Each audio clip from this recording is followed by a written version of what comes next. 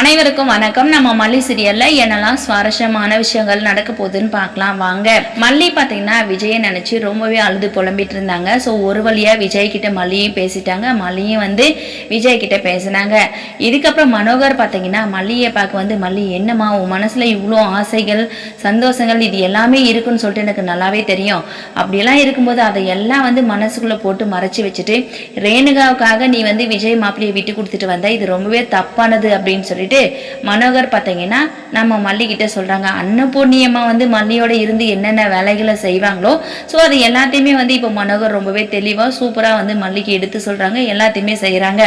இங்க பாரு மல்லி, நீ ரேணுகாவுக்காக விஜயை விட்டு கொடுக்க கூடாது. ஏன்னா ரேணுகா இருக்கிற நிலைமை வேற, ரேணுகா இறந்து போயிட்டா அப்படின்னு சொல்லிட்டு நீ விஜயோட வாழ்க்கைக்குள்ள வந்துட்ட. விஜயம் ஆசைப்பட்டு உன் மேல விருப்பப்பட்டு உன் கழுத்துல தாலி கட்டிருக்காங்க. அப்படியெல்லாம் இருக்கும்போது உன்னோட தப்பு எதுவுமே இல்லை, நீ விஜயோட வாழ்க்கையை விட்டு போகவும் கூடாது அப்படின்ற மாதிரி மனோகர் பார்த்தீங்கன்னா தெளிவா மல்லிகிட்ட எடுத்து சொல்றாங்க. மல்லி இல்லைண்ணே இதெல்லாம் தப்பான ஒரு எண்ணங்கள் அப்படின்னு சொல்லிட்டு தான் எனக்கு தோணுது.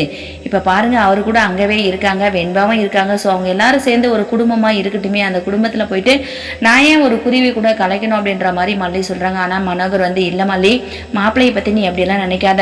ரேணுகா இப்ப இருக்கிற நிலைமை, கதிரேசன் எதுக்காக மாப்பிள்ளையை உள்ள கூட்டிட்டு போனார், அதாவது ரேணுகாவை எப்படியாவது சரி பண்ணி விஜயோட சேர்த்து வைக்கணும் அப்படின்னு சொல்லிட்டு கதிரேசன் நினைக்கிறாங்க. ஆனா அதெல்லாம் நடக்காத காரியம் அப்படின்ற மாதிரி மனோகர் சொல்றாங்க.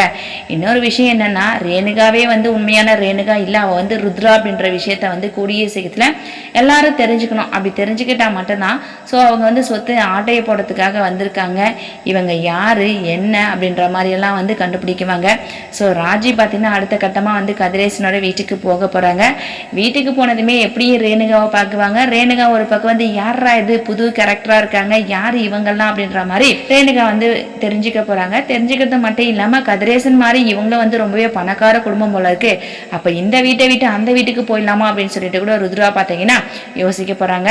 வெயிட் பண்ணி பார்க்கலாம் என்ன நடக்க போகுதுன்னு சொல்லிட்டு. இந்த வீடியோ பிடிச்சிருந்தா மறக்காம நம்ம சேனல்ல சப்ஸ்கிரைப் பண்ணுங்க. தேங்க்யூ.